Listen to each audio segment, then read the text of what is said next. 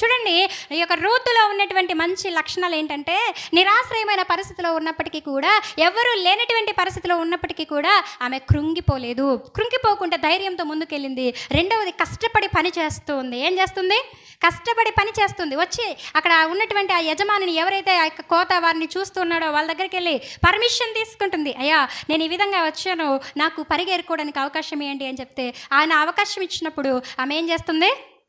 పరిగె ఏరుకోవడానికి వెళ్తూ ఉంది. ఎప్పుడంట? ఉదయం మొదలుకొని సాయంత్రం వరకు ఆమె పరిగె ఏరుకుంటూనే ఉంది. కొంతసేపు మాత్రమే విశ్రాంతి తీసుకుంది. ఈరోజు మనము ఎప్పుడెప్పుడు టైం దొరుకుతుందా పడుకోవడానికి, ఎప్పుడెప్పుడు టైం దొరుకుతుందా ఏదైనా చూడడానికి, ఏ సీరియల్లో సినిమాలో కదండి. ఎప్పుడూ విశ్రాంతే మనకు, కొద్దిసేపే పని, అవునా కదా? కానీ ఈ స్త్రీ చూస్తే ఈమె అలా చేయట్లేదు. ఆమె తన అవసరత ఏంటో తనకు తెలుసు, తన పరిస్థితి ఏంటో తనకు తెలుసు. ఇలాంటి పరిస్థితుల్లో నేను కష్టపడి ఏం చేయాలి?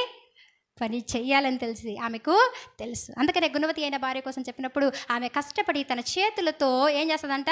ఒడికి నూలు తయారు చేస్తుంది, వస్త్రములు తయారు చేస్తుంది అని చెప్పి 31 సామెతల గ్రంథం 31 అధ్యాయంలో గుణవతి అయిన భార్య కోసం రాయబడినప్పుడు అవన్నీ చెప్పబడి ఉంటాయి. ఇంటికి వెళ్ళిన తర్వాత చదవండి.